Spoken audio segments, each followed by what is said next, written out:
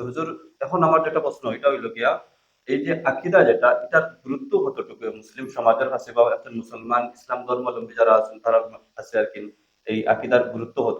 মাশাআল্লাহ, আকিদার গুরুত্ব যদি বুঝাইতে গিয়ে এক কথায় হয়, তাহলে আকিদা এমন গুরুত্বপূর্ণ যে আকিদার উপরে মানুষের জন্নতি হওয়া এবং জাহান্নামী হওয়া নির্ভর করে। আল্লাহ। এবং মানুষের সব নেক আমল কবুল হওয়াটাও আকিদার উপর নির্ভর করে। এক কথা এটা বুঝি, যদি মানুষের আকিদা সহি হয়, সহি আকিদা হয়, তাহলে সে সেই সহি আকিদার মাধ্যমে জন্নতি হইতে পারবে। এবং যদি তার মানুষের আকিদাটা সহি না হইয়া খারাপ আকিদা হয়, তাহলে এই আকিদার মাধ্যমে অনেক নেক কাজ করা সত্ত্বেও সে জাহান্নাম হিসাবে গণ্য হয়ে যাবে। সাধারণত এটা বুঝতে গিয়ে আমরা যদি একটা মিসাল, একটা উদাহরণ ধরি, যেমন এমন একজন ব্যক্তি যে অনেক হৃদয়বান ব্যক্তি, তার অন্তর গরিব দুঃখীর জন্য অনেক প্রশস্ত থাকে, গরিব দুঃখীর অনেক সাহায্য সহযোগিতা করে, আলিম উলামাদের অনেক ইজ্জত করে, অনেক মানুষের হজ উমরা করাইছে, অনেক এবাদতও করছে, মুসলমানদের সাথে সে ঈদগাহ ঈদর নামাজ পড়তেও গেছে।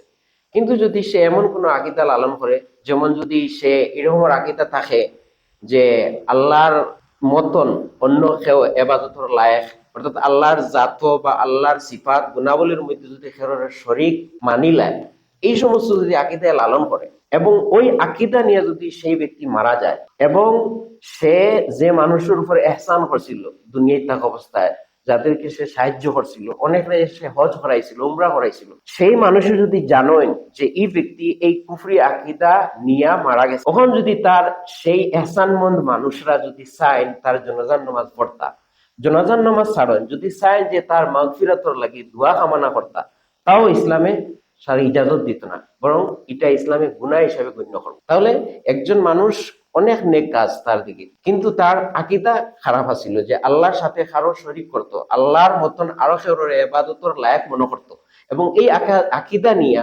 মরার কারণে তার এহসানমন্দ মানুষে তার জন্য মাগফিরাতের দোয়া করা ইসলামে এলাও করেন না, এটা গুনাহ হিসাবে ইসলামে গণ্য করেন।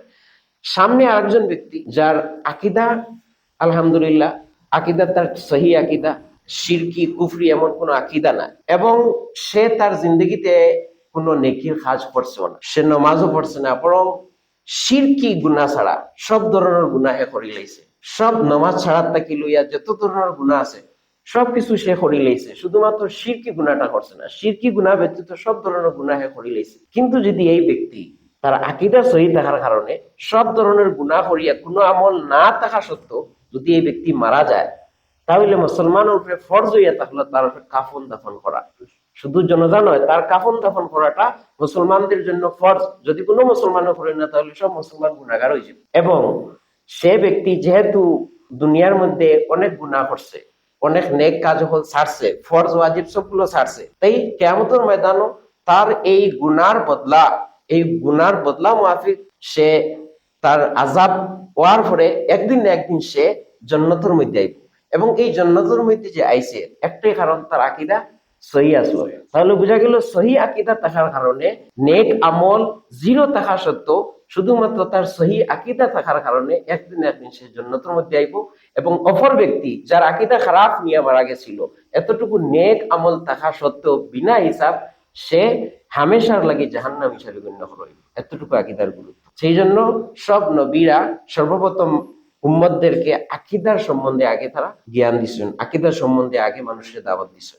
মাশাআল্লাহ হুজুর, যেহেতু আপনি আকিদার গুরুত্ব নিয়ে অনেক কিছু বয়ান করছেন, তো এটা থেকে মূল কথা ওটাও বোঝা যায়, আমি আমার দর্শক যারা আছেন বা শ্রোতা যারা আছেন এরা সম্বোধন করে হইয়া যে আকিদার গুরুত্ব অতটুকু যে একজন মানুষের ইমান হারানি আর ইমান থাকা এটা নির্ভর করে আকিদার উপরে।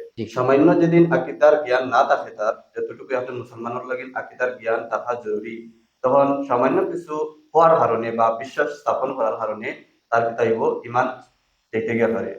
তখন এই আকিদার গুরুত্বটুকু আমরা তো বুঝলাম। এখন আকিদা নিয়ে আরো কিছু প্রশ্ন আছে যেটা আমরা মৌলানা সাহেবের কাছে প্রশ্ন করবো।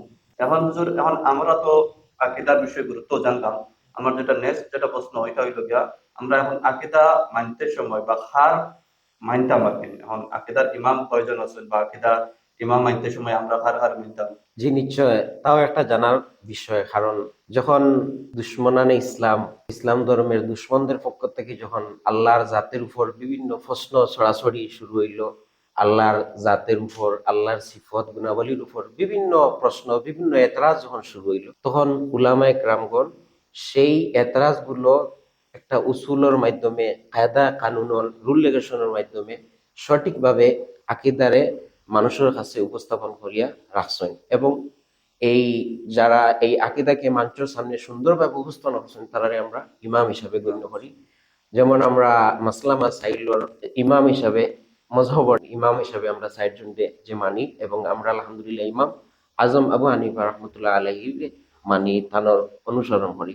তদ্রুপভাবে আমরা আকিদার বিষয়েও ইমামরে ফলো করি। তো আকিদার বিষয়ে যদি দেখা যায় তাহলে ৩ জন ইমাম আকিদার পাওয়া যায়।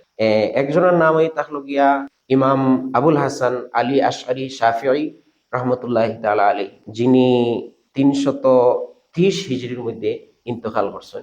এবং আরেকজনের নাম ওই তাহলো গিয়া শেখুল ইসলাম ইমাম আবু মনসুর মোহাম্মদ বিন মোহাম্মদ মাতুরিদি রহমতুল্লাহ তাআলা আলাইহি, যিনি ৩৩৩ হিজরির মধ্যে ইন্তেকাল করছেন।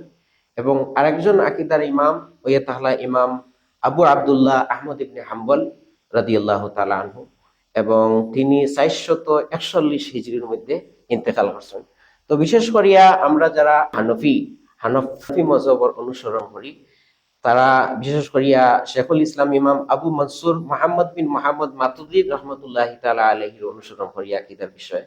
এবং যারা শাফি মযহব অনুসরণ করেন এবং মালিকি মযহব অনুসরণ করেন, তারা বিশেষ করিয়া আবুল হাসান আলী আশআরি শাফি রহমতুল্লাহ আলাইহি অনুসরণ করেন। তার কারণে মালিকি যারা বা শাফি যারা, তারারে আশারিয়া হয়, এবং আমরা ইমাম আজম অনুসরণ যারা, তারারে মাতুরিদি হয়। এবং যারা হাম্বলি মযহব অনুসরণ করেন, তো হাম্বলি মযহবের অনুসরণ যারা করেন, তারা মযহবের ক্ষেত্র এবং আকিদার ক্ষেত্র ইমাম আহমদ ইবনে হাম্বল রহমতুল্লাহি তাআলা আলাইহি অনুসরণ করেন।